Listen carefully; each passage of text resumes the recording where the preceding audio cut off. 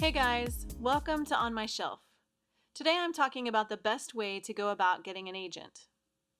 If you're not around on any of my social media channels, you might not know that after 2 years and more than 150 rejections on 2 different novels, I finally signed with an agent. I'm incredibly excited and am currently working on revisions to my middle grade historical novel written in verse, which we'll be sending out to potential publishers this month. But I knew that I couldn't share this news without also sharing my story. If you're new here, you might not know that I've self-published a few titles. But what my dream has always been, since I was a little girl, is to be a traditionally published author. So securing an agent was always in my plans. After I wrote my first novel, which was an adult literary novel written in verse, I researched all the agents who might be open to receiving something like that. There were about 150. So I put them all on a list, and in a matter of months, I'd emailed them all with a query letter and, depending on what they asked for in their submissions process, a few pages of my novel. I had a few bites on it, but nothing really serious, so I turned my attention to my second novel, which was a middle grade historical novel written in verse. This one I executed a different strategy. I stalked places like the Twitter hashtag MSWL, where agents will post about certain types of books they're looking for. I had a much more targeted list. I sent my story out to 13 agents. 6 of them asked for the full manuscript, which is almost half. What this tells me is that targeting your queries is a much more effective process than simply looking for what agents accept. Sure, they might accept literary novels, but they're looking for a specific one.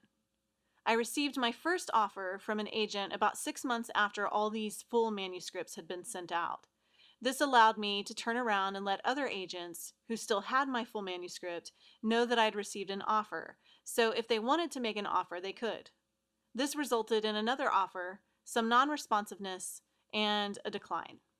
So I had a choice, which was probably the hardest thing I've ever had to do. But in the end, I made it, and I signed with my agent.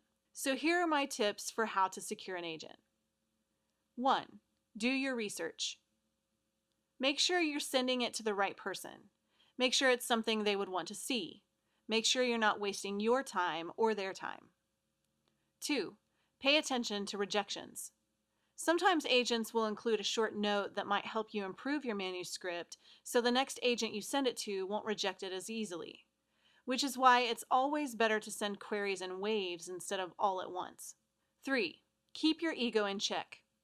Try not to let the rejections bother you, and never, ever, ever diss an agent, no matter what kind of response you get. You'll pretty much be blacklisted. And it's not really a decent human being thing to do. And lastly, never give up. If there's anything you can learn from my story, it's that you should never give up. If you have a solid book and you're willing to work hard enough to secure representation, it's going to happen. It may take a while. It may even take up until the moment you've given up on it all. But with perseverance and dedication and a willingness to learn and improve your craft, it will happen. I hope you've enjoyed this look at how best to secure an agent. Be sure to visit thiswriterlife.com to access my resource library and for more tips on writing and publishing within the context of being a parent. If you have any questions about the craft of writing, creativity, or publishing, leave them in the comments. For more On My Shelf, subscribe to my YouTube channel. Thanks for watching.